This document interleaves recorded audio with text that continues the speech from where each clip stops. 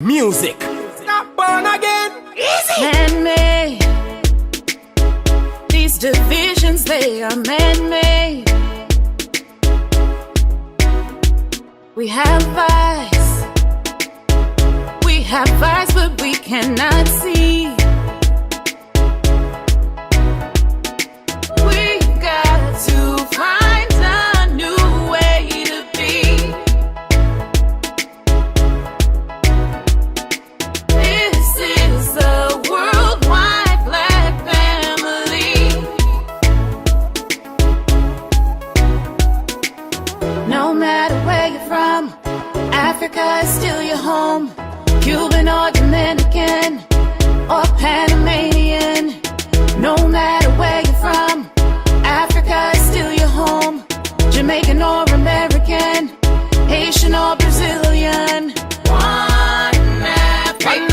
To the world, where we bring go. All around the Together we stand, live and live all the world. One Africa. We gotta love, we just celebrate the world. All around the Love to the world. world. Get free.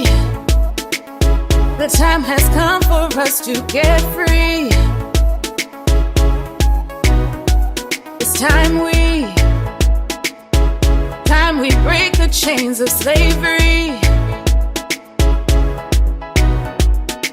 We got to find a new way to be. This is a worldwide black family. No matter where you're from, Africa is still your home. Mexican, Colombian, or Boricano. No matter where you're from, Africa is still your home. Belizean or Peruvian, or Honduran.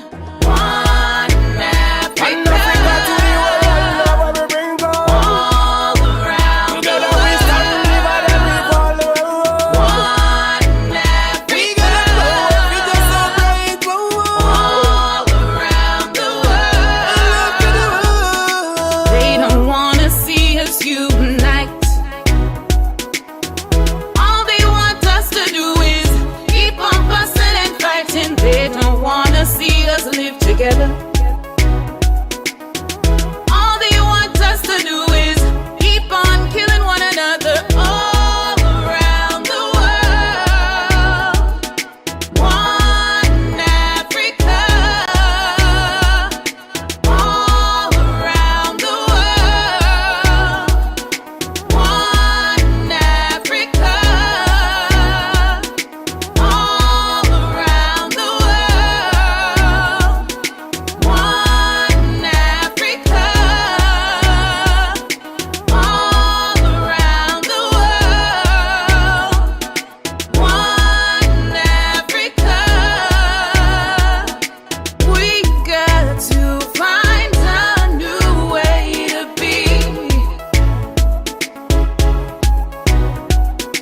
This is a worldwide black What me say? family. Proud to be black, I'm an African.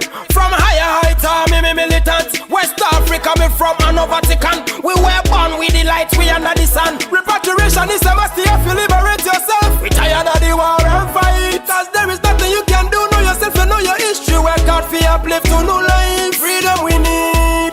Ghana, me say, mother of civilization. Peace to the world. One love, my religion. Together we are gonna build up the nation. No matter where you come from, we are one blood. Accept one another whenever you touch road. Listen me, see links to the globe. All for one for all, so the thing go. We got to find a new way to be.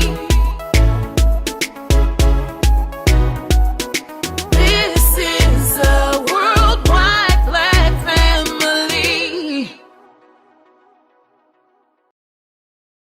And we're live.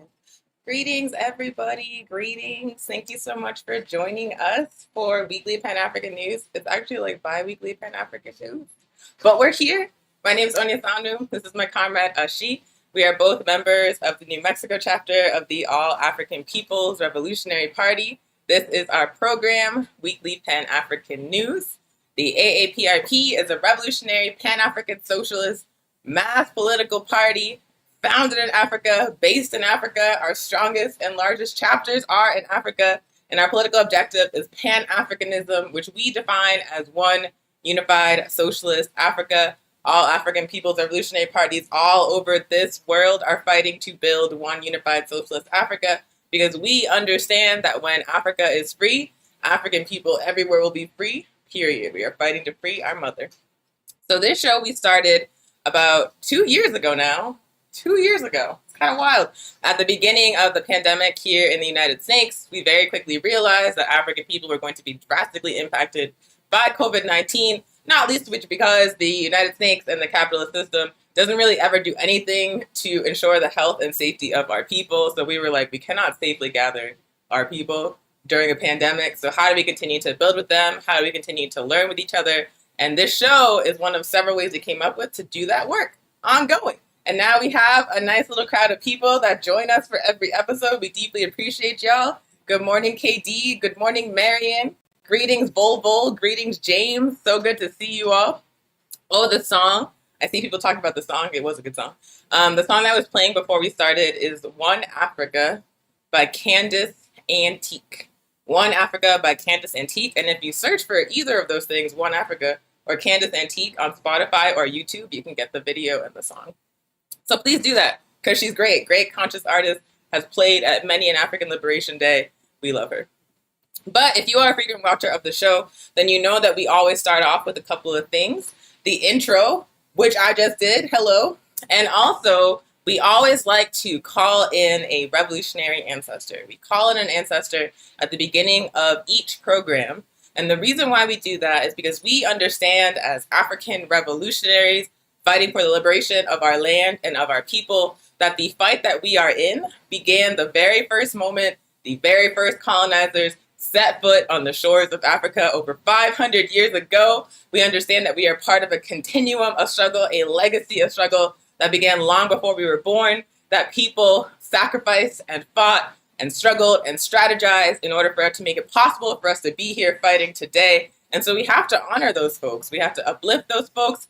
And in a reactionary society that lies about Africa and African people all the time, we have a responsibility to tell the truth about our ancestors, about our heroes. And so the ancestor segment is a way to do that. So 2 ancestors today. First and foremost, today is the anniversary of the passing of Comandante Fidel Castro, leader of the Cuban Revolution, longtime president of Cuba, because he was reelected over and over and over again because people loved him. He is someone who is controversial within capitalist and imperialist white supremacist societies. If we were like CNN or the New York Times, I'd start talking about how he's a dictator right now, but we're not. We tell the truth. So we understand that Fidel Castro was a hero, not just of the Cuban people, but of oppressed peoples all over this planet. He was a great man, period, point blank. Does that make you want to fight? That's too bad, because that's who he was. He was a good man who dedicated his life to the liberation of oppressed and colonized peoples all over this planet, who led the masses of Cuban people in their revolution, in their victory against capitalism and imperialism. The United States Empire tried to assassinate this man over 600 times, and he died of old age, surrounded by his loved ones. They couldn't get him. They couldn't get him. So certainly the fact that Fidel Castro existed on this planet means that we can win. Certainly the fact that the Cuban Revolution was successful, that they defeated the U.S. empire, means that we can win. And so we will always honor the memory of Fidel Castro, the contributions he made to the struggle for justice around the world, and the sacrifices he made for the liberation of Africa and African people, which we talked about on this program at length. The other ancestor that we want to call in is the masses of people in Guinea. And this time of year, November 22nd, 1970, Portugal attempted to invade Guinea in an operation they called Operation Green Sea. They had the intent of overthrowing the revolutionary government of Sékou Touré, of pushing out the PDG that was fighting for independence from France. They also wanted to kidnap and assassinate Amilcar Cabral of the PIGC because the PDG and the PIGC were working together. And so they basically had like straight up counter-revolutionary objectives. They invaded Guinea, Bay of Pig-Styles, complete with Guinean Gusanos, and they were roundly defeated by the masses of African people in Guinea. They failed in each of their objectives. They didn't overthrow or assassinate Sekou Touré. They didn't push the PDG out of power. Amilcar Cabral wasn't even on the scene. He was in Europe, so they definitely didn't get him. They wanted to destroy some PIGC boats. They couldn't even do that. All they ever managed to do was to kidnap some prisoners of wars in the counter-revolutionary side. And otherwise, they were forced to retreat by the massive African people in Guinea on November 22nd, 1970. So we want to give a shout out to the massive African people in Guinea, to the PDG, to our revolutionary ancestor Sekou Touré, to the PIGC, and to all the forces that worked together to hand imperialism an L on that day. Operation Green Sea was a failure. It was a failure thanks to the revolutionary organization of the massive African people in Guinea. So we want to honor them today during the ancestor segment. And then last part of the intro before I stop talking is we want to just acknowledge that we are speaking to y'all from stolen land. The entire Western Hemisphere is stolen land. I'm speaking to y'all from occupied Tiwa territory. My comrade here is in Colorado. Colorado is also someone's stolen land. And we understand as African people, as colonized peoples who are fighting for the liberation of our land, that land was stolen all over the world by the very same people in many, many different places, that the rightful owners of this land are still here. They are still fighting for their land back. They are still fighting for their water back. They are still fighting for their sovereignty just like we are. And we are in unconditional solidarity with the just struggles of indigenous peoples around the world and throughout this hemisphere to get their land back. Land was taken, land will be returned. The U.S. is the youngest empire on the face of the planet. It will not last for much longer, and just we will be in control in this land again. So land back, not a metaphor, it's a promise. So that's the intro. It was a lot of talking from me, but I have my comrade here who I'm going to pass it to talk about what's going on for the PE segment of the show today. Greetings, everybody, and thank you, Anya. That was an amazing introduction. Well said. My name is Ashi again, and I am in Colorado. Stolen Ute land, but stolen land from a lot of the Plains Indians who resided in this area in the Four Corners. Today, with the weekly Pan-African News, we had an amazing guest who was supposed to come on. His name is Mduduzi Gaw'zela Simelane. I didn't butcher that too bad. But he is the former member of parliament in Eswatini, formerly Swaziland, who is exiled in Zania right now.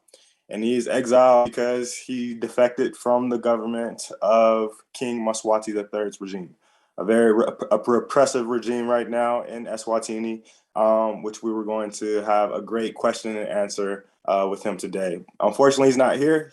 He had to postpone it due to unfortunate circumstances, but we will let you know when we do get him back. Until then, we are going to showcase a documentary about what is actually happening on the ground in Eswatini, formerly known as Swaziland. All right, that way we can get everybody up to speed on the situation. That, unfortunately, is all I have for you right now, and we can move forward. Thanks so much, comrade. As my comrade mentioned, we're going to play a documentary on the show today, talking about the situation on the ground in Eswatini, and have the comrade on another time. The documentary is about an hour long, so the film series is going to cameo in Weekly Pan-African News this week. So please stay tuned for this documentary, learn what's happening on the ground in Eswatini. We'll be back after it's over in about an hour to discuss it and wrap up the show. So we hope that you'll stick around, and please enjoy.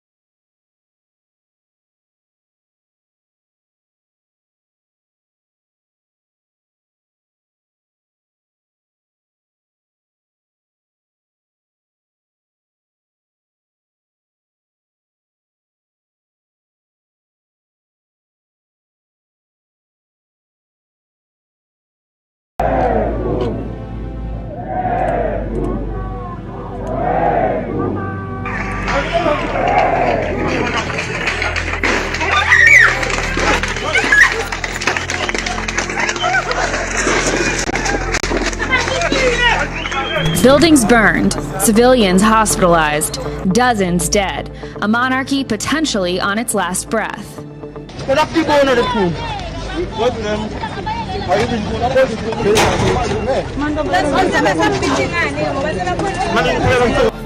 The government retaliated by shutting down the internet and imposed a strict dusk to dawn curfew on the public.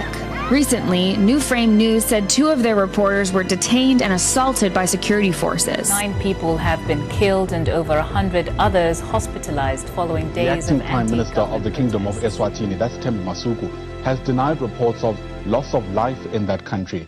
This has protest by pro-democracy There's report that these allegations of police brutality and abuse of power is not new. Did the military take over the running of the country, and they were literally running the country with an iron fist? People were being chopped, people were being killed. Yes, we have nothing to hide. We had to then get the army.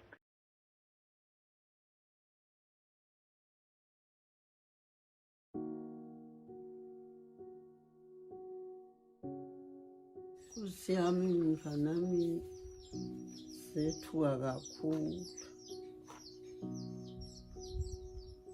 lwafika ensathakusa ushaya lonina lomntwana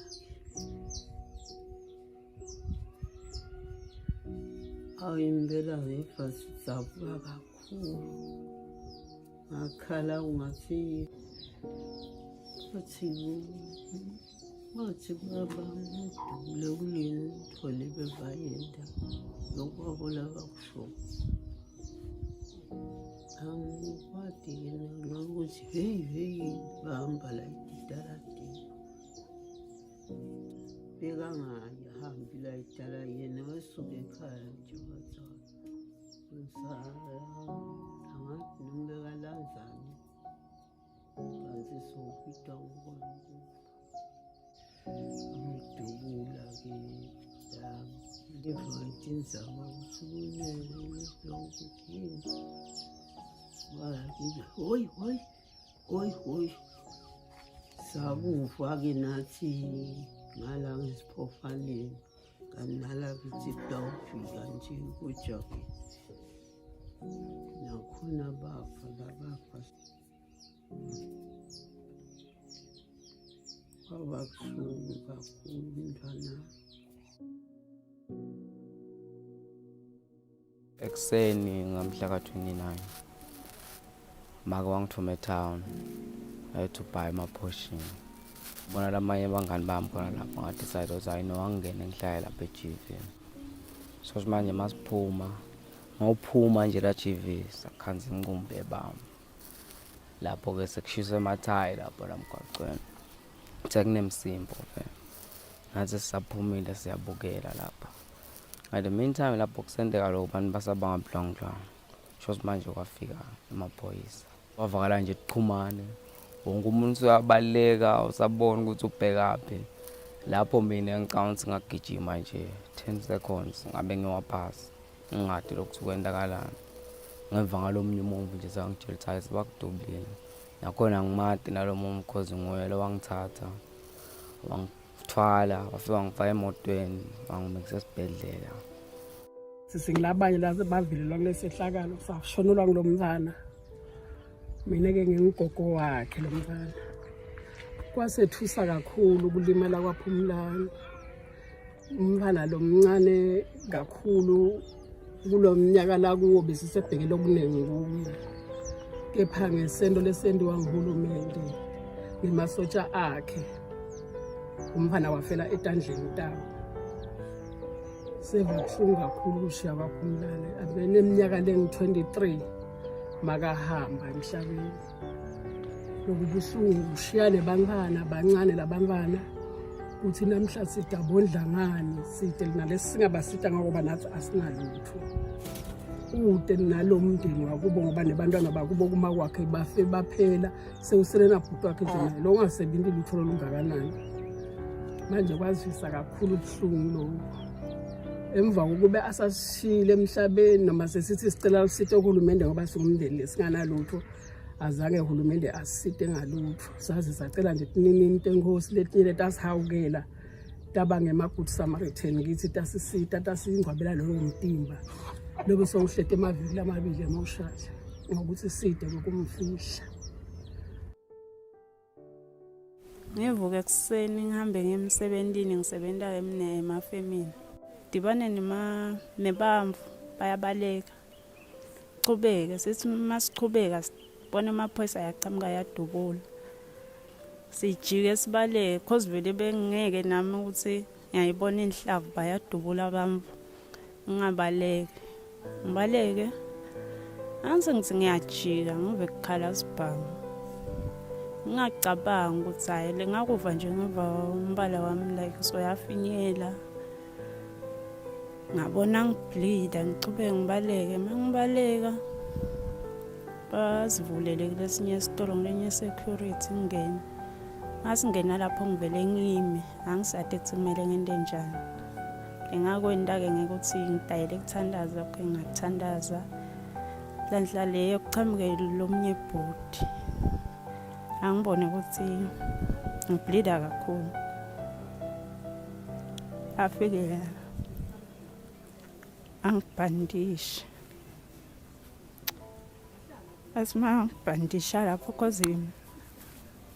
Labe balapha bebathatha ifurniture. Basasale savela singafuni ukuthi sibhace cause vele bekadubula. Kuthi uyafa noma awufi kanganankinga. Saphuma sathi masiphuma lo ngisabhlungu kakhulu. Bafe basithathisa lemibhedzi leshiwe ngilabamfule bebabaleka lapha. Ngiyableeda. Bathi asambe se-police station. Okay abatshele ukuthi unemalungelo yena. Bathathe iliplangu bamshayele lokuthi unemalungelo. Okay sayithatha imbhedzi senyuka sayesigubheni. Bakhulume ukuthi lo mfu uyableeda utofa. Athi amaphoyisa kunenzabo fela emsebentini wakhe. Basishaye ngetimpama basikhahlele.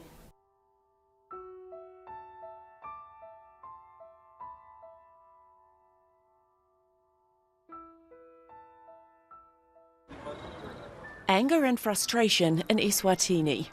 Crowds built barricades and burned tyres despite an overnight curfew and what the opposition's calling a tipping point for the nation. Meanwhile, leaders of political parties and some members of parliament say that more than 20 people have actually died at the hands of law enforcement officers who've been deployed to clamp down on these demonstrations. So, kulimala kwami ngilimala mhla ka 30 June. Kusho ukuthi ngashaya isikhathi sekhefi. It was something around 7 to 8. Endlini sahamba sayekhaya. Uphoyisa aqhamuka lamva kwethu asibida. Sisoyi2. So nathi sacabanga ukuthi it's one of them. It's one of walabantu esihamba nabo yabo. So nale speed asibona uphoyisa hamba sakude. Nase sidudana close to about 10 meters. Waqhamuka imoto kule direction yethu ibheka le ngakude. Yasina ecathini yadima. So yena iseca seyofika kubo ya bright. Ngilasabona khona siphoyisa already sesidudana lo muntu 10 meters. So sashaya u10 sabaleka nasibale kwajijela ithi against. So ezini sabaleka bengigijima kule side le kimi. Sunbreak gijima kule side le. Eva khala spam ka I3 if I'm not mistaken. So sakijima nje bo 40 meters. Sathi sakijima iswela nga discover khona ukuthi ngiphelwa ngumoya. Ngeva kushisa lesifuba ngalenye indlela. Ngakafuna ingadi.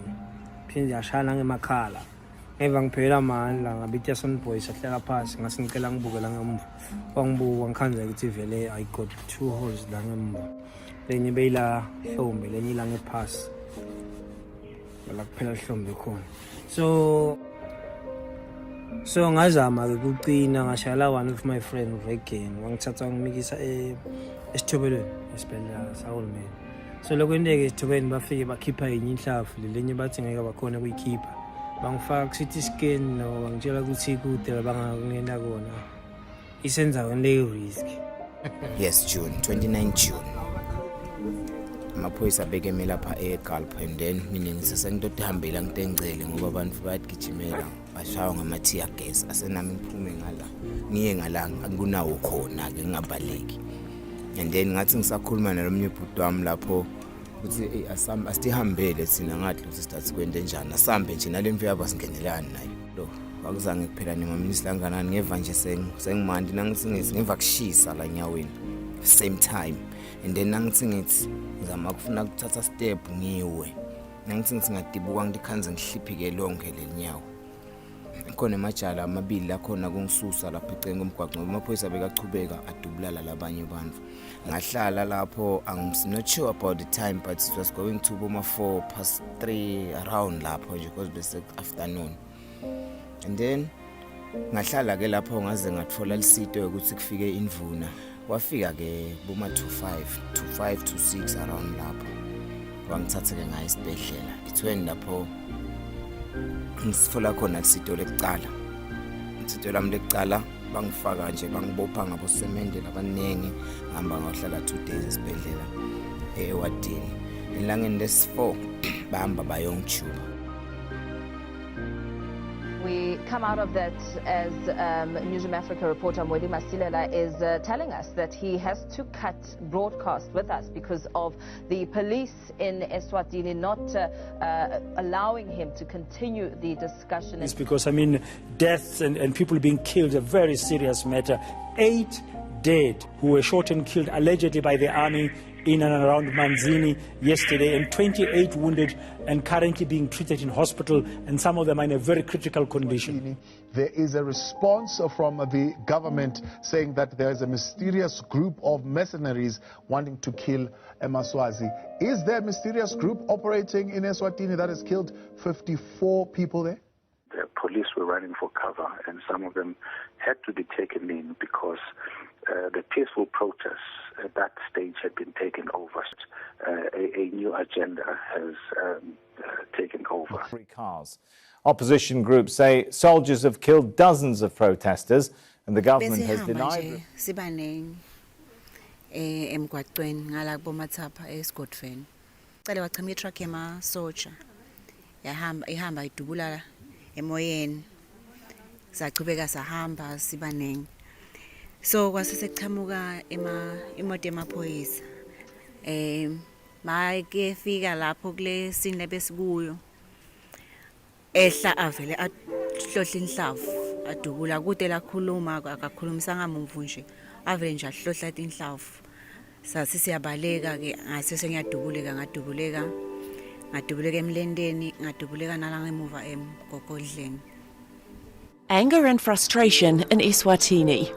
Crowds built barricades and burned tyres despite an overnight curfew and what the opposition's calling a tipping point for the nation. Demonstrations like this are rare in the small landlocked country formerly known as Swaziland. But dissent has been simmering for years. And we are so much depressed by the government. Whichever time our government is not being fair. You get me? Our government is not being fair. Madam Babane, na 44 weminyaka mase ngisekhaya ngingibabe nebantwana labangifuni. Ngindvoza ekhaya lephelele. Kulimala kwami ngalimala khona la Mbabane emishucweni emsunduza mina ngileli bandla lebebuya from the Mbabane East so nhlanhla lembi noma lenhle bengila kule protest kwagcina kufika isikhathi la khona amaphoyisa sadubula khona then angidubula but lengisho ngawo ukuthi mina amaphoyisa bese athi ukuthi afuna abani because ngawabona at about 100 meters away but ngicala kubaleka sathi futhi angikhanza angidubula elabe ngikhona khona dubula mina ngithola abanye abantu bakabadubulanga. So babuya bangikhanyisa because bese kusebusuku abazange bathi hlupha ungithatha bangise esibhedlela abazange bendele kwafika nje lamanye ama comrade angithatha bese ngise esibhedlela.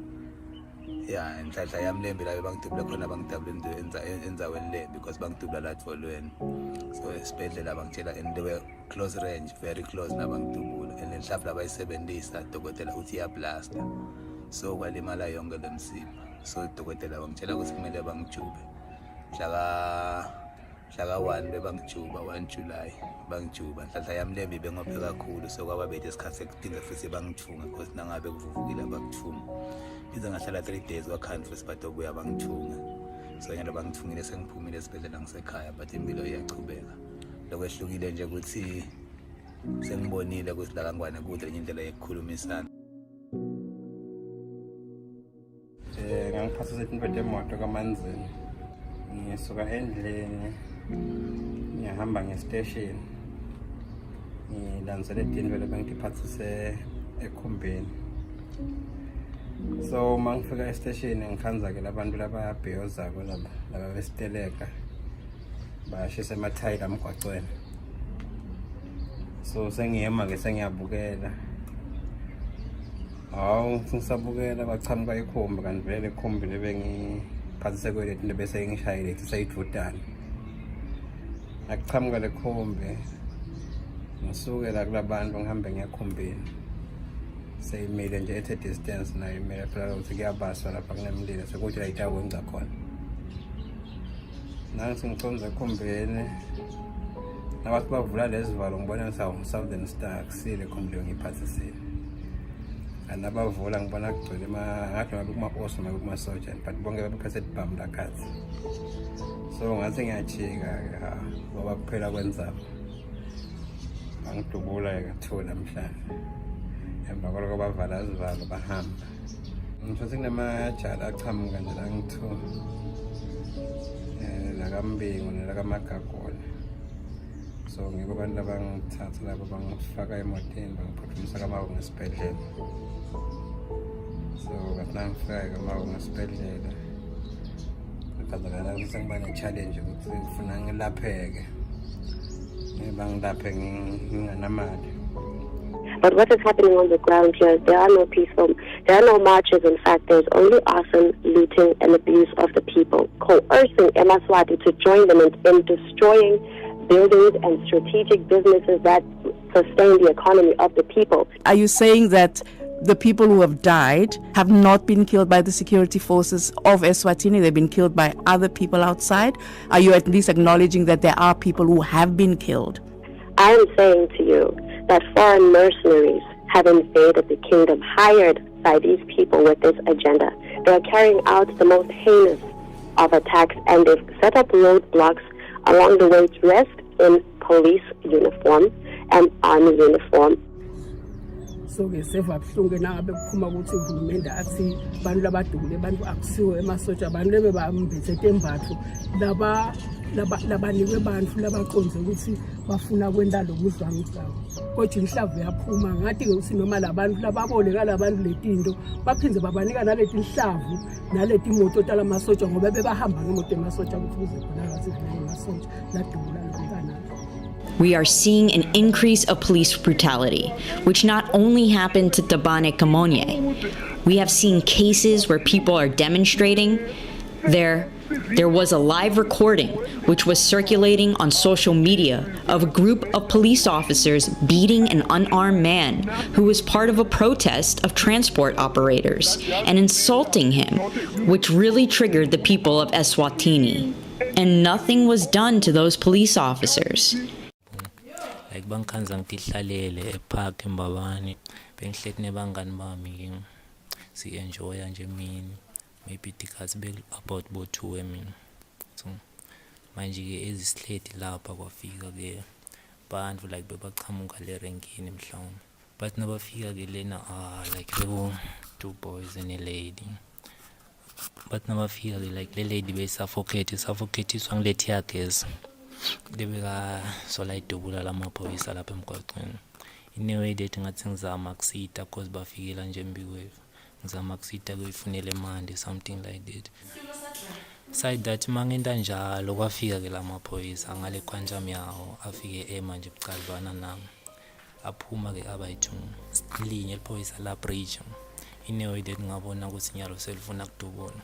So I have to return back ngibiyelele lapho ngikhona khona ngizama ekhaya nami ngibaleka kuvikela impilo yami and then ezingisabila le nemuva kaMatubani ladubula lephoyisa after that nyawo lami ngazi ukuthi liyasinza like nangizama ukulibuka ngabona ukuthi okay bangidubulile liyableed non stop babese babuyela ekhombeni yabo ke bahamba ezingibleeda babuya abangani bami batongibuka ukuthi kanjani bangikhaza vele nyawo lami likamile ngikhona kuma kahle bazama ukungisita bakhungele inyawo khona nganoblida kakhulu. Besihleti nje peaceful kude besukwenda sihleti kuma guardrails. Kwaqhamuka iloleka osu. Yafike malapha endansi ku 4 way. Bafike bakhuluma lo mbhobho basitshela ukuthi asambe sihlelene. Sazama ukukhuluma nabo sibasignala ukuthi simele emakhumbi lata uqhamuka asese renkini. Babeke lapho basithela ngemandi.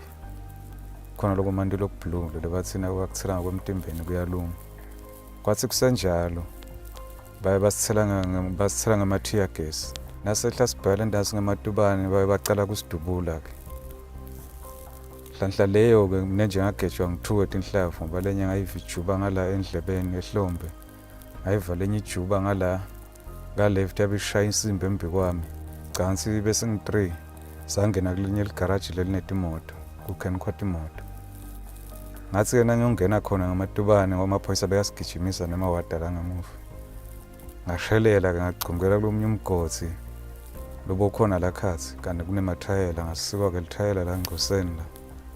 La ngisika vele thayela deep ngoba ngaba nekhathi kwazi kwavela lenyama lemhlophe lela kule ngqosa. Nembala ke basonzele ke bangibone lelinye liphethe sibhamu. Lathi nali bridge la bridge lesibhamu wathi asicethise lo mlungalo la khathi lana. Kwaba khona iphoyisa linye lengalibona ukuthi liyangadi but la ngabatshela ukuthi liyabadi. Abathi hayi miyekeleni aphume la khathi. Miyekeleni aphume la khathi. Ngaphuma ngasinza kanjalo ngabona ukuthi bafuna ukungidubula. It follows weeks of unrest and protest action by activists in the Kingdom of Eswatini. It seems the quest for democracy is far from over. 2 more activists have been murdered, allegedly by a police officer this week.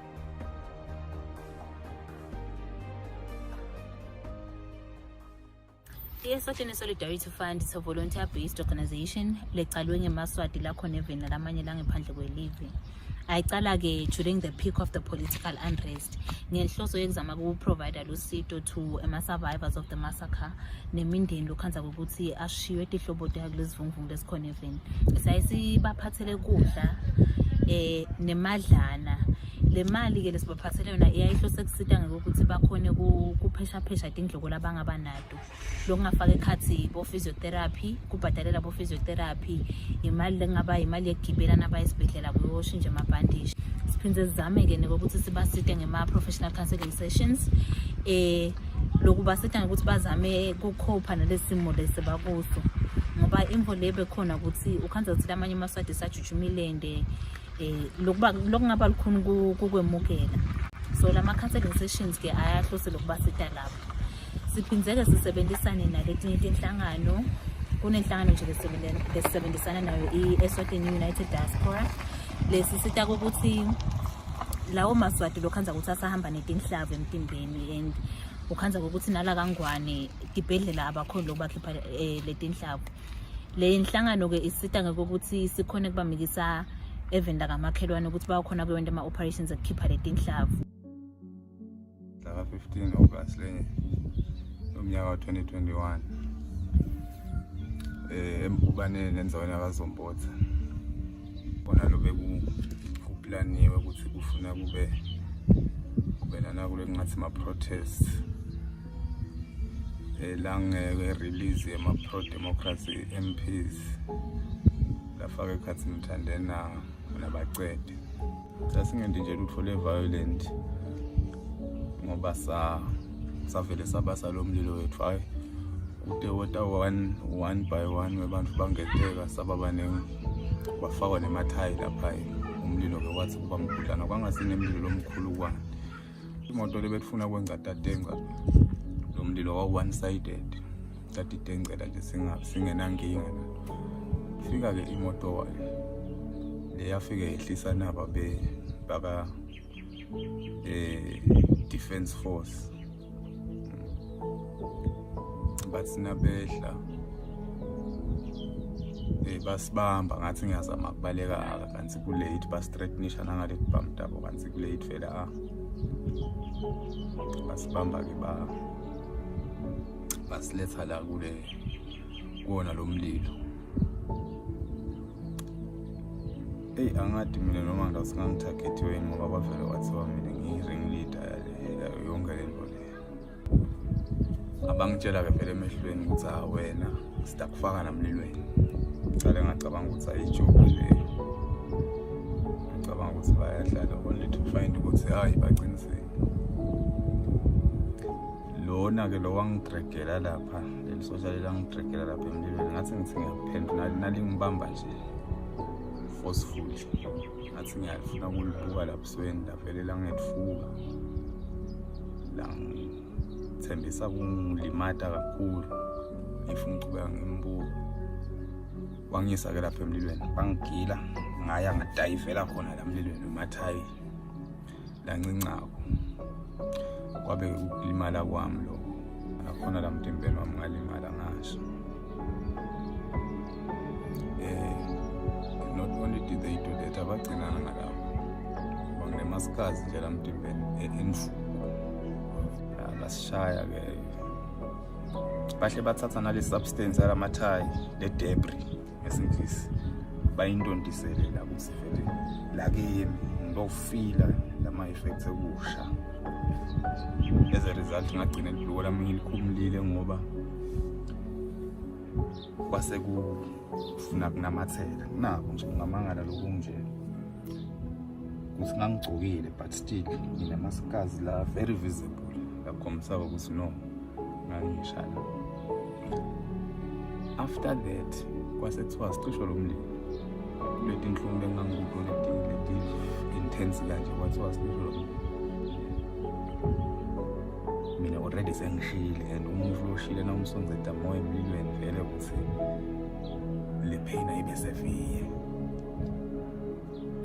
Ngakhumula emajenza ubula lo yami leti wayela nje ngathi wayela leti netangigegeleta la ngalana kukhala umzaca ngishisa la but we managed ukuthi lebe bakushoko sikwende. Ema-challenges ke lesihlangabedene nawo sinhlangano ezisenda lo msebenzi ukuthi i-Eswatini Solidarity Fund kusesenhlangano lensha lencane lesakhansa and emandla ethu mafisha kakhulu considering leti nombolo talabantu labalimele naleli nani ke letidzingo ngemindeni leti bese tiyavela davetwa ngilezivunguvungu nalaba ke lokhanza ukuthi le mindeni lokhanza ukuthi siyakhona kuyivakashela siyasibona lokho ukuthi lo sithu lesibaniketa lona alisiko lo sustainable ngoba liningi lalabantu labalimele nje uyabona ukuthi setabathatha tinyanga lokho ukuthi leti lonza noma lamanciba aphole naleti dzingo ke tetimali letivelako ukhanza ukuthi labanye balabantu basadzinga kuchubeka bente bo physiotherapy kusena labanye lekusadzinga kubhadalelwa ukuthi bakhona kuyonke ama surgeries kokhishwe tinhlava emtimbeni nalaba lokhanza ukuthi sezizamile ukuthi bakhona lokwenta ama operations ekhipha letinhlavu. Uyabona ukuthi leti dzingo tisetiningi ngoba basadzinga kubuyela esibhedlela bavakashele udokotela for ama purposes ekumonitor le operation noma letilonza. Nalo kudla ke nemadlana lesifike sishiyele emakhaya incane kakhulu considering ukuthi labanye balabantu labalimele noma labashonile ukhanza ukuthi bekungibe ama breadwinners ekhaya noma labondle imindeni yabo. So simo ke masisinjena kuyaye kube likhulu ukuthi le mindeni lesele seyithatha ini ibhicanani. Angifuni nekuyiteka yetidzingo tale mindeni lokhanza ukuthi ishonelwe dihlobo tayo laba labashonile sebashiya intsandzane bashaya nemindeni.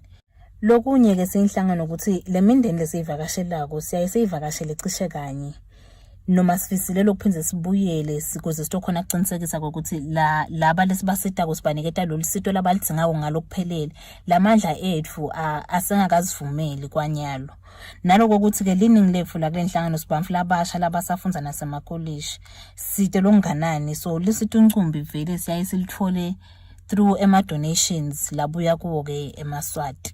Mhla ka-29 kwachamka liqinga inhlangano bangishayela bathi lana sekuvela ingodi sekudutshulwe ngaba nekwethuka kuvela ukuthi akunjani nje ngoba phela umntwana uyapha emgwacweni ababavimbe ngani bantwana nababona ukuthi kwenteka umsindo ngaba nalo tiputalo konje ngaphinze kathi nasekubuye kahle le ngcondo ngoba ngithuka ngashayela lo ngishayela ngathi mina ngicela kubuta ukuthi bamtholaphi ngoba phela ngicabanga ukuthi bantwana nje bekufuna bavinjwe athi siswami umntwana akaze nje aye emsindweni udutshulwe ungathi uthi siswami ebemenayo ngathi bebuye esikolweni lo wathi besimenayo lenhlavu yamshaya ngemenayo hayi ukuthi besemsindweni besanza kubuye esikolweni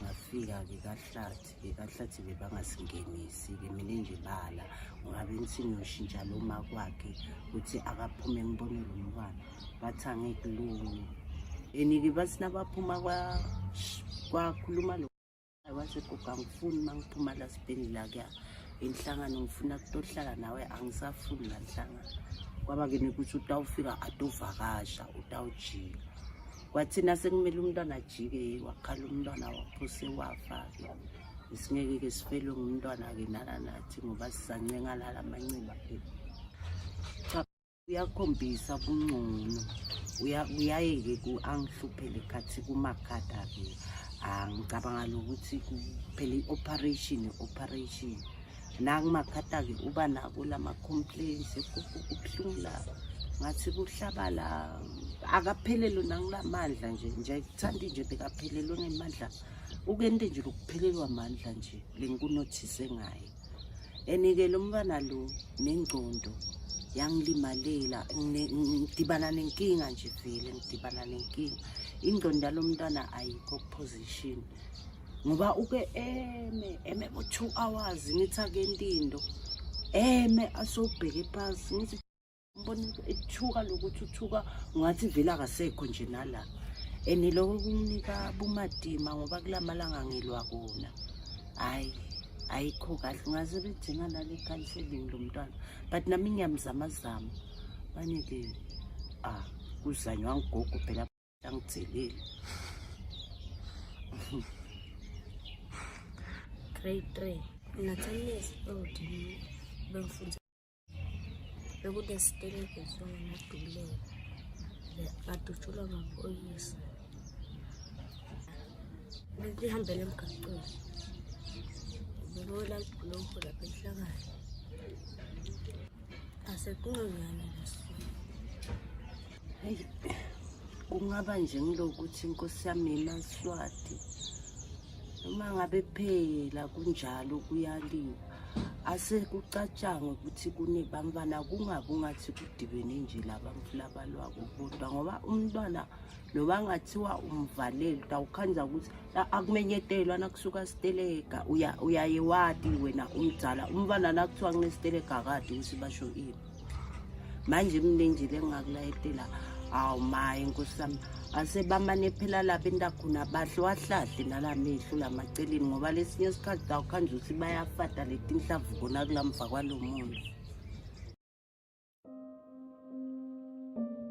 ngaphuma on the 30th ekuseni ngathi let me get airtime mangisahamba la ndleleni it was like a normal day kunebantu babe emsebentini ngisachubeka ngisahamba kwachamuke emasotsha esigodveni mafike emasotsha bekangabuti umuntu bebadubula anything bebayibona emgwaqweni balasa ngenhlavu kude i-looting beyikhona kude i-protesting beyikhona labantu bebangaphathi ngisho ama-weapons bebathambela nje civilians innocent civilians bathambela so bakhipha i-weaponry bebangemuva etruckini badubula everyone abasadubula-ke ngabona badubula umuntu because ngacabanga ukuthi mhlawumbe badubula etulo ngabona badubula abantu vele like physical contact ngacala-ke nami ngabaleka ngisagijima there was this small wall bengisefuna kweca kiyo ngibhaka ngisazuba lapho the bullet-ke yangena la on my back on my spinal cord ngathi sengiyolenda phasi ngalenda my legs ami konke sekunamba I couldn't land on my legs I couldn't feel my legs kwaba numb everything ngazama kuma I couldn't all my muscles bekuthambile everything ngasebenza luckily khona ke bengihlala nabo lestandini bebahamba along that route bafike ke bangibona bangithatha ke bangiphakamisa bangimixa kulaba labafuna bangimixa esibhedlela on my way to Nazarene ke sadibana nemasotsha asibuta ukuthi siyaphi sasho ukuthi sesibhedlela mabasho laba ukuthi siyesibhedlela bathi manje akafingana bede batobuka la ngimi ngihlele ngakhona bathi manje awufe ngani esibhedlela bafike bathi batoconsulta i-top neurosurgeon yakangwane lo wabese sokuthi yena according to the place la ilojeke khona le bullet ku critical ku operator wasuggesta ukuthi rather iyeke lihlale lapho for my lifetime vele kube monitoring yayo nje la khona there's a lot of nerves kwavakala amakawukawu sekathi wonke umuntu odutshuliwe kufuna athathwe ayise South Africa for removing lama bullets asasho kanjalo the following day ngabe ngishayela kuthiwa ngifuneka embabani operator kanzi bangitshela ukuthi ku critical ikhipha inhlavu akaphodisanga maseko bayisusa inhlavu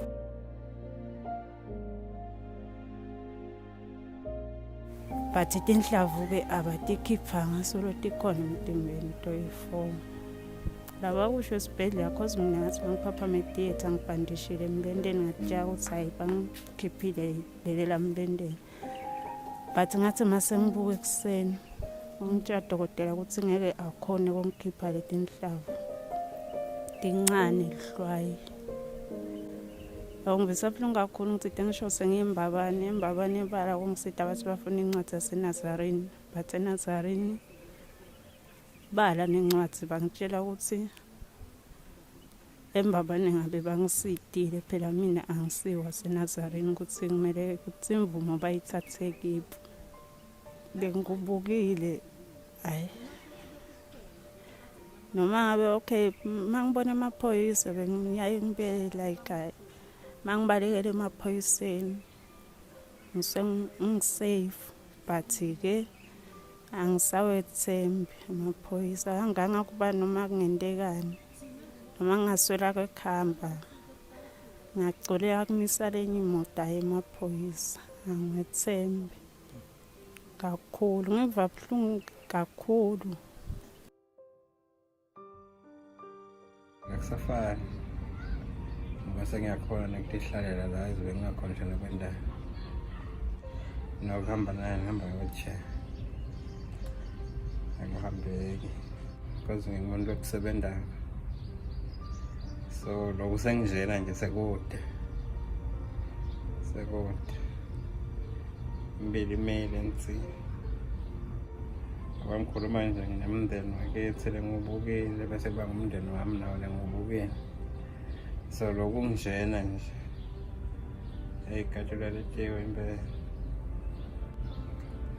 leyo kayidekwa shintshe kakhulu ivele nje abangizero banyalo nasafuna kutinasa kule simo lengozi I think nakuhambe kahle ngalulama babancane nabangafani mhlawumbe ngilapho ndawucala nami khona kuvula umlomo ngoba vele kusesenza balenze kahle sesenza balenze ngoba nalimala budlapha vele setayicoca yona umoya wami walimala kakhulu vele manje basisite basihawukele behlise lelizinga lekubulala dinento indlela labangakhuta ngato hayi lokuthi bese baqhamuka ngekutobulala badubule bantu kabuhlungu kangaka mina nje lo wami umfana vele kwakungasiko ukuthi kumbe mhlambe uyekhutwa noma kwenteka vele bekabulawa ngoba inhlavu ladutshulwa ngato tabatimbili yinye inhlavu leyatholakala nakahlinzwa le-SP la kahamba wahlinzwa khona yaphuma yaba nebufakazi lelo phoyisa lebelikhona la kuvele lachaza lathi le nhlavu le ayisiyo yethu inhlavu yemasotsha kwasho lomunye wakahulumende bamane basicolele ngalokuthi bulalela labantu bethu ngoba nathi ngiyona mndeni yethu besithemba ukuthi itosi ngoba mina nje ngide bantwana bengathi uthi labatukulu bami ngibo labo ngqwabana mangase ngifika ukuthi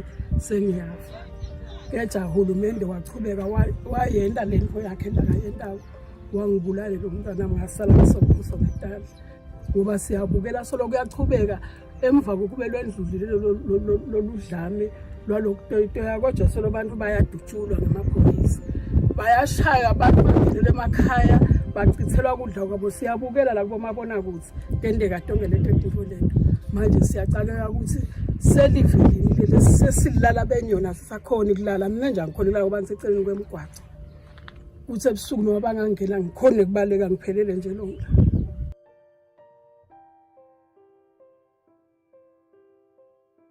Kude kuphepha la kaNgwane. Nangabe kulimele umntwana longaka. Umntwana longaka angibelieve ukuthi angaya ayotoyitoya. Kusho ukuthi ke uphepha kude ngoba nasekusukele titeleka kusho ukuthi leti inhlafu tibhekiswa everywhere. Kungasabukeki phela ukuthi eveni noma ngaba netiteleka kunebantwana. Angeke futhi ubavalele leso sikhathi one time noma ke ngabe balamgwaqweni ngekuseqhamuka labantu la. Bantwana nje bangileyona. Ngoba mina nje kwangidla kakhulu angisingaka ke mina babe ngesidudla ngalimala ngaphela ekubeni kulimale lomntwana lo. Futhi angicabangi lokuthi ngida recover ngoba kusilonza la enhlitweni yami nangibuka le operation. Recording in progress. Recording stopped. Nangibuka vele ngiyakhala always. Nakasaphelelwa amandla la linye ilanga asinithi buka lo mntwana so uhlune kuqhwala mncane nyalo so ukhala ngaloku naloku kani ngangempela lengikhala la. Ngoba mina sengigugile. Sekuguge nami. Kubuhlungu. Ngadikhali nomntwana ngadi ngikhala ngithi uba ngikhala nje lo ngibona nje mina lo mntwana bashona bafana bashona bona bengithi nami phela labantwana nabaveta umlibo nami ngeke ngizinze nasengifile bayawubuthana bangikwazi nakubo kufana nakini khona ngibuhlungu angimnandi inzawo.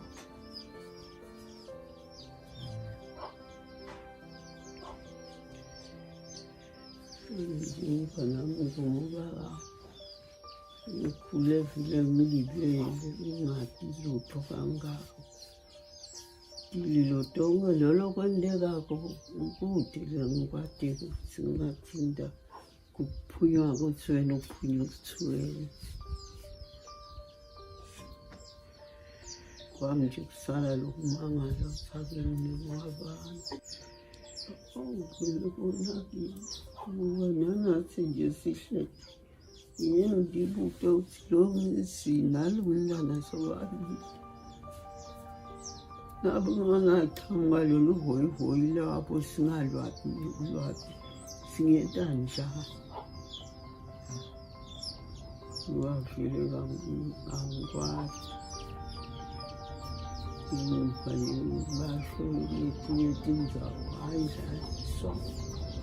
Lokusele njalo ukuthi lelinyawo libuhlungu libuhlungu and esibhedlela bafike balicheck x-ray bathi hawu kude nje loku wrong ngalelinyawo probably nerve pain and akunginiki kulala angilali most of the time because lobuhlungu kuba extreme kakhulu ebusuku nganela lokulimala mana esibhedlela ngangena amasotsha pheset bam and nangibona sibam nje vele ngiyalimala nje lamtimbeni wami nje ngiyathuka ngibe nelivalo noma ngathi ngiyacontrol kwala ngisho noma ngisendlini saqhuma nje la ngephandle waqhuma sibam nje vele umcombo wami akabi right cha kona amaphoyisa nje bambule ngibanyanyawo nje ngasho njalo nami babuka vele haya nje cabanga lokubi kodwa nje ngikade ibodi nje vele nangicabanga nangibona amaphoyisa.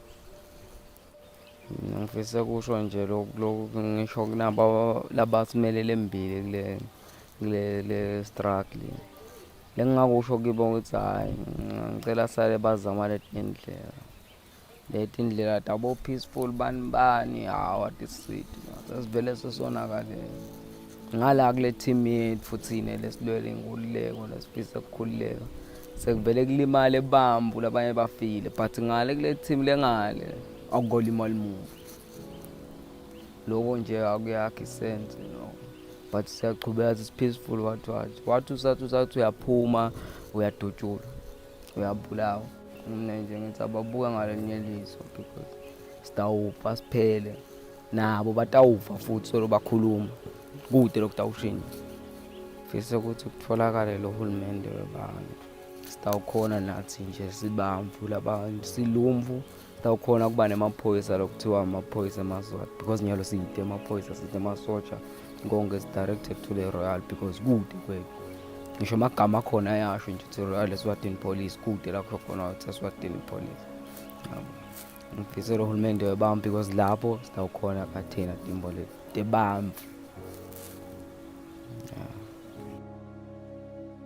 Ngahlala ke ekhaya solo ngisekhaya nje nyalo angikude lisito lengilitfolako lelichamuka mhlawumbe kuhulumende lengitfolile nje ngisito abantu bakaSwazi Eswatini Solidarity.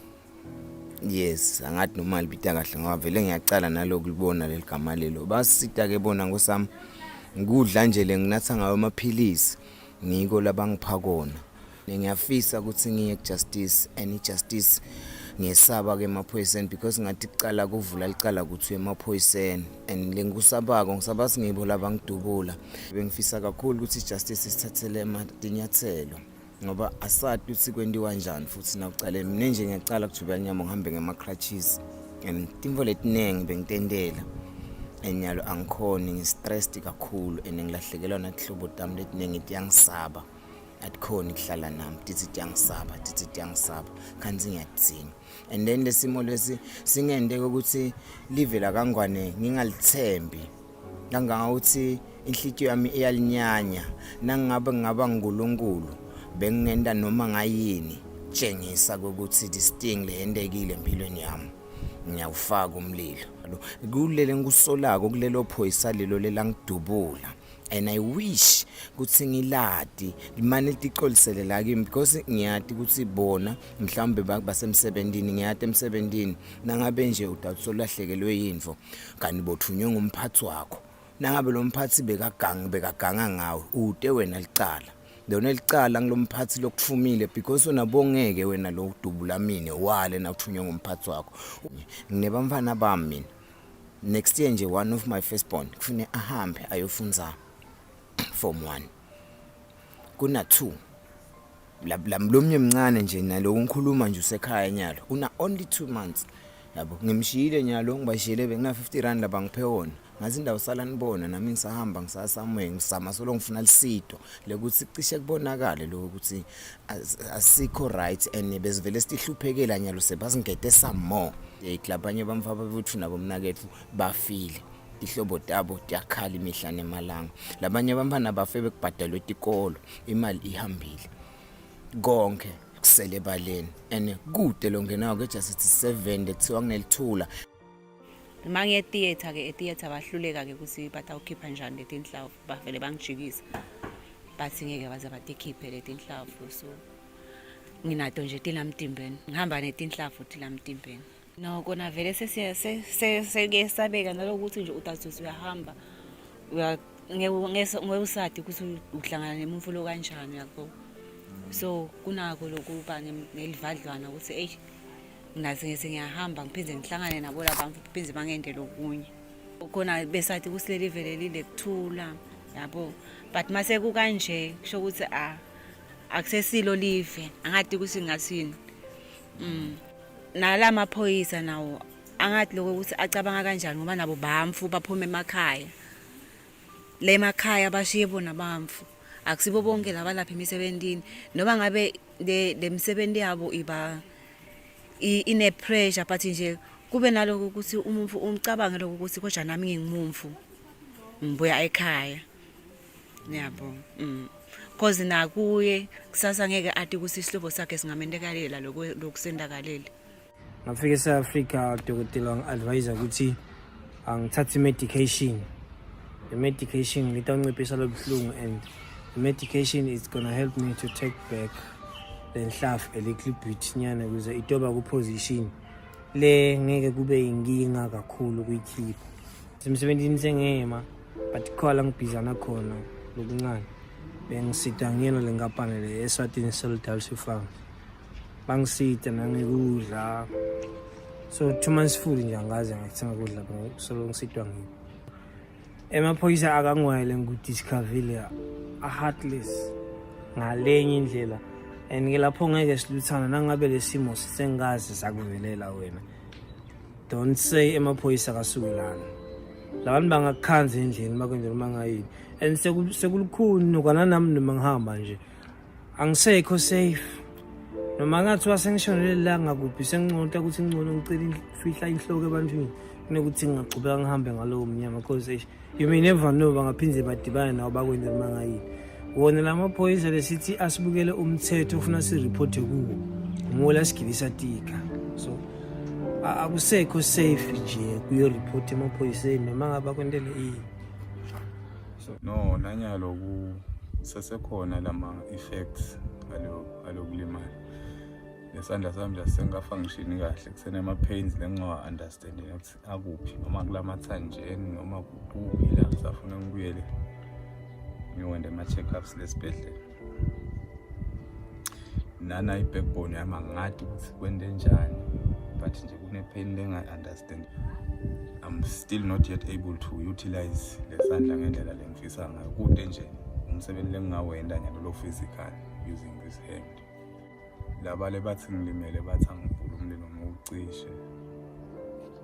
Kude bavele nje basina seba satisfied bona ngaloku lebe bakona futhi seva ukuthi babuya kuyoshaya labanye abantu ngale ngeshare ehotela ngoba thina sibasemgubaneni. Seva ukuthi babangenela ngisho emakhaya. Uyabona. So kube ba busy, it means nje they were busy that night. Busy nje beating up the civilians alive. Kule live lana sifuna idemocracy. Yes, it is said that Swaziland or Eswatini is democratic, but kude longathi kusilawo lokho akusilo liqiniso. Ngoba kube kuthiwa Eswatini udemocratic ngabe nakulokwendeka la kithi. Ngoba ngisingethwa amanenge ama victims ngaba yikwendeka yonke le nto leyo. Kunendlela yekudila nebantu labaphula umthetho. The struggle will continue ukuthi siyayifuna le democracy yethu, siyayifuna le nkululeko. Asiluke namuntu kuveta nje ku disseminate le information to the people out there labangahle baside. Vele sidaba expose nalapho ukuthi lokho lekwendeka la Swatini akusikwa kuhambe kahle. Ima leaders ale government la ayakwadi. For now ngicela kuba honest now umlayeto but ngenkolelo yami usase based ku anger nomlayeto wami. But ngicela nje ngabakhuthaza eMaswati ukuthi eMaswati uma besingabambana sekuvuthane la siya khona.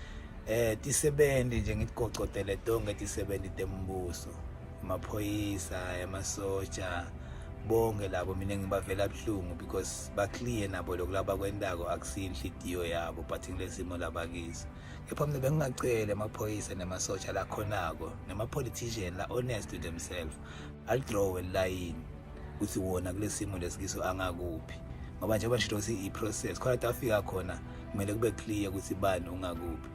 Diphathimandla kuncane lengakhona ukukhuluma lokuningi nyalo kusasime elilakeni so ngagcina ngikhuluma lengakafanele ukuthi ngikukhuluma but nje angisho ukuthi mina ngicala umzabalazo less than 15 years so namuhla sekuzabalaza abantu babethu and abantu babethu angeke lokhu lebakwende kithi bona bakumele so kungahle kwendeke noma ngayini so nanyala sathi ngahle kumile amashekeshe bayawadi ke bakangwane kwaba nemashekeshe people's asathi nakabona kwendeka nje nemashekeshe abenzile yini. I think lengingakusho nje in my personal capacity as a young person ukuthi lemvo leyo into engihulumende wala kangwane to our people is extremely disheartening for the pain that they have put them through and the pain that they still continue to go through nanamuhla. People need to be held responsible. There are people in this country who must account for this. I want to start by honoring our fellow Swazis who have already paid the ultimate sacrifice, and to the families they leave behind, many of whom are wondering how to continue to make ends meet after losing a breadwinner. We will not forget you. I want to also honor the Swazis who are still in hospitals, some fighting for their lives. We will not forget you either. Today we are gathered here because of the events that has happened in the past couple of months that has forced us to rethink the hegemonic narrative of a peaceful, free and independent Swaziland. I would like to say rest in peace to all of the people who were killed during the uprisings, and to send condolences to their families, as well as I would like to send strength to all of the people who were injured during the uprisings. We, African children in the diaspora, we have seen and heard your struggle, and we stand with you. Swazi lives matter. There is nothing more heartbreaking than gaining independence from colonial oppression just to be oppressed by your very own people. We sympathize with all the people that have lost loved ones in the hope for freedom. The senseless killings being meted upon the people of Eswatini by security forces and organs who swore an oath to protect lives are heartbreaking. I stand in solidarity with the beautiful people of Swaziland. Peace. This is a message of solidarity for the people of Swaziland. Pray like everything depends on God, but work like everything depends on you. Be strong and patient. We think about you, we love you. My fellow Swazis, my most sincere condolences for the loss of lives. I'm so sorry that you've been subjected to such brutality and that the outgoing government has not cared about you. I'm so sorry for 53 years of a bogus independence. Please excuse my breaking voice. This is very close to my heart. Noma kubuhlungu, we will overcome. Hope is not lost. We are indeed the last generation to be oppressed. Thank you for keeping hope alive. We are in this together. We support you, and we will do everything that we can to make sure that the lives we have lost have not been lost in vain.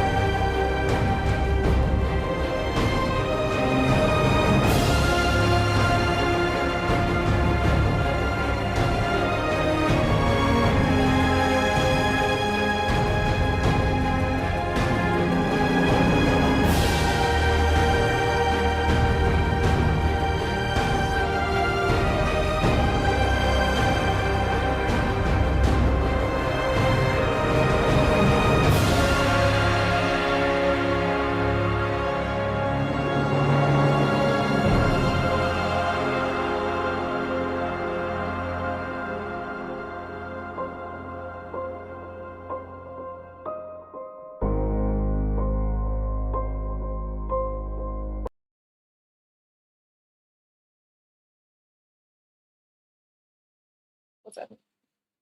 Okay, hello everybody. Welcome back. On my screen, I'm very purple, but I hope that I'm not purple for you. But that was the documentary, The Unthinkable, produced by the Eswatini Solidarity Fund, talking about the incredible violence of the monarchy against the masses of African people rising up for democracy and rights in Eswatini. Again, we showed that documentary as a substitute for the interview that we wanted to have with our comrade Mduduzi Gaw'zela Simelane, who is a former member of the King of Eswatini Parliament, who has been exiled from his home, who is now living in Azania, still supporting the People's Uprising in Eswatini. We will have that comrade on eventually. We just got to figure out when that can happen, work with his schedule. We definitely want to have that conversation with him. Also, as the documentary was airing, I did post a couple of links in the chat for folks that want to know more context about what's happening in Eswatini. First is an interview on the By Any Means Necessary podcast run by our comrade Jacqueline Lukman, talking to a comrade from the Communist Party of Swaziland about the situation in Eswatini. That does provide some very useful historical context, particularly about how that king actually came to be in power. He was recognized as the absolute monarch of Eswatini by Britain, the former colonizer of Swaziland, which is quite interesting. Also, you will learn that the Kingdom of Eswatini, under this absolute monarch, maintains military ties with the U.S. military's Africa Command, surprising no one. So there's probably a reason why although this uprising has been ongoing since the summer, we have heard very, very little about it in U.S. media, and that's repeating the pattern, right? When a ruler who is oppressing their people is backed by the United States or has friendly relations with imperialist powers, if there's a protest in that country, you will not hear about it. It's what happened with Haiti. It certainly happened with Eswatini. It happens quite frequently. But if the nation is anti-imperialist, if the nation is resisting imperialism, then if there's a protest in that country, it's going to be on CNN 24/7, 365, which is exactly what happened to Cuba, exactly what happened to Libya when NATO was invading, exactly what happened to Venezuela. Just want to put that out there. Pay attention to what protests are discussed because you see a similar pattern every single time. But I see that y'all enjoyed the documentary. You found it very difficult to watch the brutality the folks are facing in Eswatini just fighting for their liberation. We also have comrades, our comrade Impilo, as well as other folks speaking to y'all from Swaziland, sharing their thanks for folks watching this and learning about their situation. Like I said, consider this like a part 1 of 2. Second part, we will have the interview with the comrade. We will talk in more detail about the situation on the ground and hear about what's going on there and how we can support from the diaspora. I want to end by saying that it's very important that we learn full political and historical context as we are showing up in solidarity. Like, we don't ever want to find ourselves in a situation where, for example, we are calling for a so-called humanitarian intervention. We are calling for Western imperialist intervention in countries where a people's uprising is happening. We want to be extremely careful about how we express our solidarity and what we are asking for. And so I encourage folks to check out the links that I dropped in the chat to learn more information about what's happening in Eswatini. We'll learn more from the comrade when he's able to join us on the show. But please remember that imperialism is the primary enemy. We cannot call for U.S. or Western intervention in African nations and think that's going to help the situation. So I'm going to end it there. Please stay tuned for the rescheduled interview with the former member of the King of Eswatini Parliament, Mduduzi Gaw'zela Simelane. We will have him on the show as soon as we can to talk more about this situation. But I'm going to keep it moving so we can wrap up the program for today. First, a couple of updates about the work we're doing in New Mexico chapter. The Pan-African Community Garden is officially closed for the season. We do have a couple of projects that we're going to be working on. First, we're going to build a shade structure in the garden, a permanent shade structure with a sloped roof to catch rainwater that we're going to get a big container for. Our comrade from Project Free the Hood, I believe, is going to help us build that shade structure in 2 back-to-back days. He believes we can do it in 2 days of work back-to-back. I have never built something like that, but I'm ready to try. So stay tuned for when that will be happening in the next couple of weeks. We also want to finish painting the fence, and we'll probably do that on the same day. We just got a little bit left. We painted it black to protect it from the weather. It's looking good. And other than that, we will just be planning and scheming for the reopening of the garden in the spring. And we just want to thank all the folks once again who came out and helped us create such a beautiful space.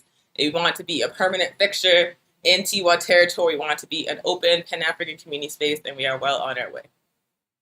Also, the Venceremos Brigade, which is a solidarity delegation to Cuba, is organizing our very first conference. It is a virtual conference happening this coming Saturday, November 27th. It's going to be from 10 a.m. Mountain Time to 4 p.m. Eastern Time, a 6-hour one-day conference. And we're going to have 3 sessions, 3 very exciting sessions.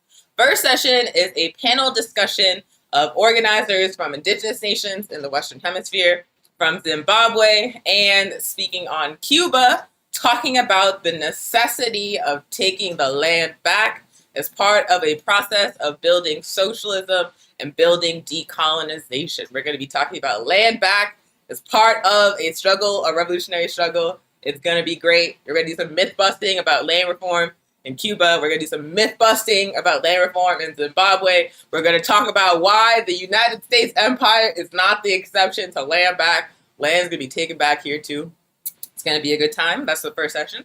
Second session, we are going to be screening a documentary about Cuba's 100-year plan to fight climate change. That plan is called Tarea Vida, or Project Life.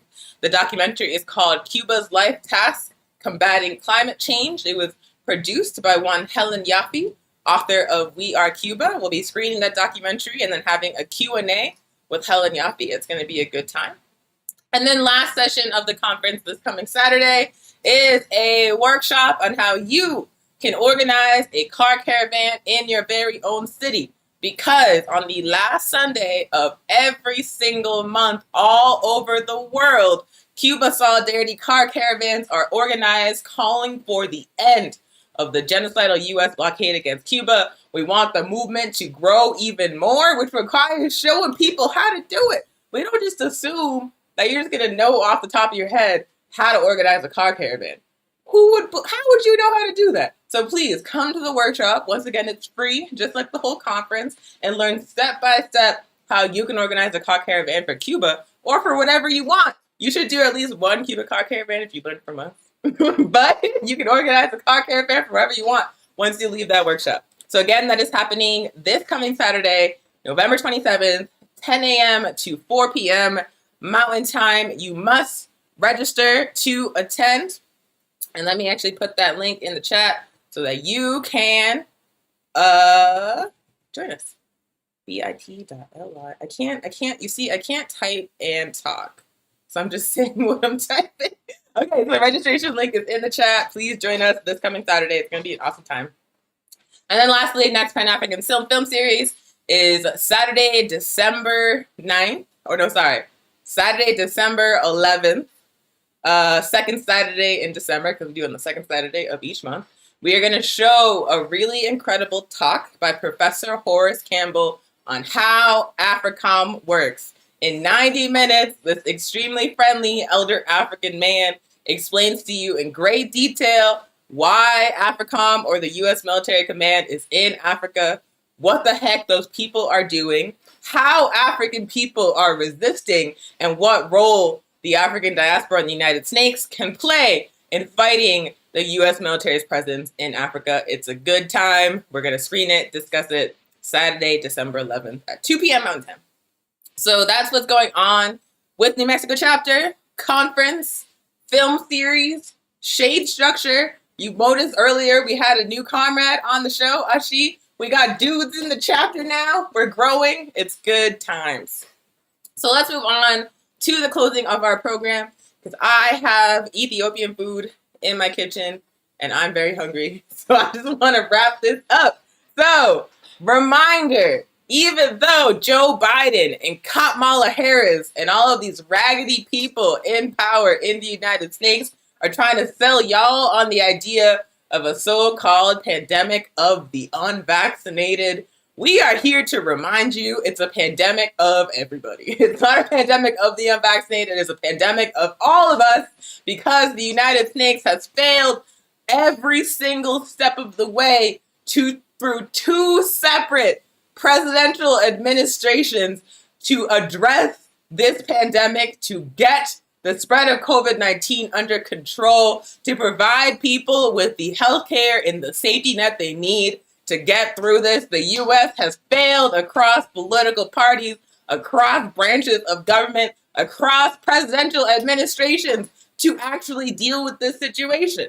And so we are still experiencing a 9/11 or more every single week in terms of COVID-19 deaths in the United States. We are still seeing rising cases of infections, thanks in no small part to the rolling back of mask mandates, because the CDC said you didn't need a mask if you were vaccinated. That turned out to be some nonsense, didn't it? So we're still in a pandemic. It's still not under control. It is still actually very, very, very dangerous, particularly for our elders, our disabled comrades, our immunocompromised comrades. It's still a pandemic, which means you still have to wear your mask.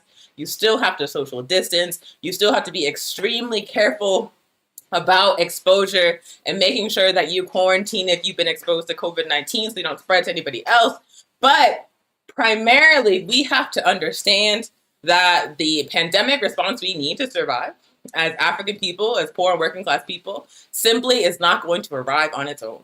These people have already shown that they don't care if you live or you die. They do not care about you.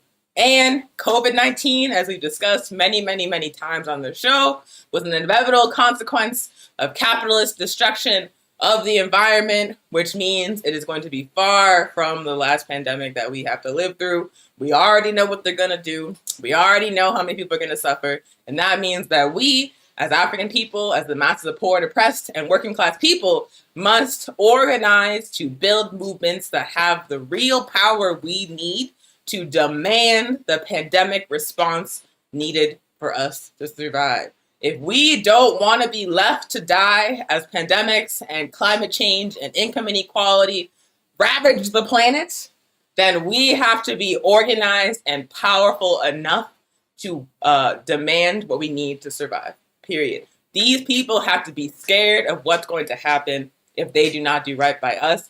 These people have to understand that they only hold those positions because we allow them to, that we have the capacity and organization required to build a better system, and that we can get them out. Right now, they don't get that. Right now, there's no consequences whatsoever for abandoning us because we are disorganized. We are disorganized. But if we get organized, if we build revolutionary organizations that are led by African and poor and oppressed people, if we begin to build real political power, then we can be able to change our circumstances for the better, period. So that means that if you are watching this show right now, if you can hear my voice and you are not active in an organization fighting for justice, it's time to get off the sidelines. It's time to get off the sidelines. What are you waiting for? This is your sign. If you were waiting for a sign about whether you need to join an organization, this is your sign, comrade. Get off the sidelines. Get into the fight. Join an organization fighting for justice. Join an organization fighting to build a better world. We are facing an extremely organized enemy. We will only take that enemy out. We only take that capitalist imperialist system out with superior organization, period. It is not something that can be done as an individual. It is not something that you can do on your own just by thinking about it a lot. It is only something we can accomplish through superior organization of the masses of African and poor and colonized and oppressed peoples, period. There is no shortcut. There was no way around that. Only through revolutionary organization are we going to see the outcomes we need to survive what is coming, to survive the future that capitalism has brought. So it's really not like you're not doing us a favor. You're not doing me personally a favor by being active in an organization, by joining an organization or starting an organization. You're actually doing yourself, your ancestors, your descendants, your loved ones a favor when you do that. You are securing your own future when you join an organization fighting for justice. And when you decide not to do that, you are saying you don't care about the future. You don't care who lives or dies. You don't care even if you personally live or die. The only way we're surviving what's coming is through revolutionary organization, which means we all have to be active in organizations fighting for justice. No exceptions, not even you. So, yeah, join an organization, fight COVID, and fight the next pandemic and the one after that and the one after that, because there will be more. There will be more.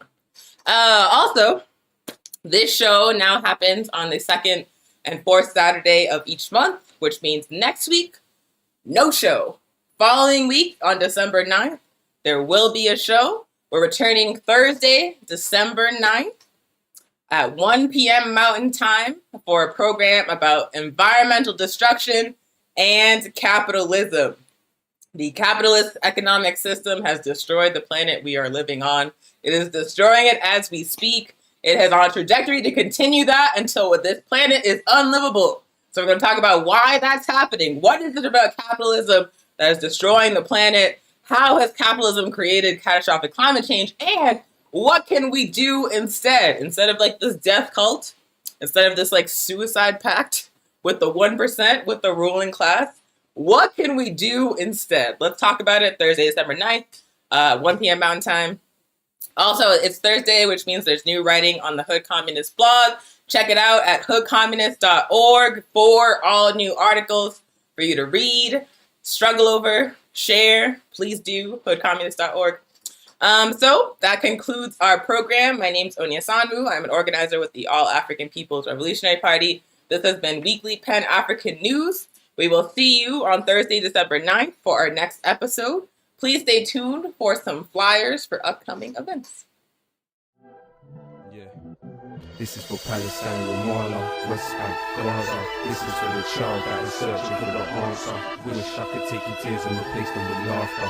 Long live Palestine, long live Gaza. Palestine, Ramallah, West Bank, Gaza. This is for the child that is searching for the answer.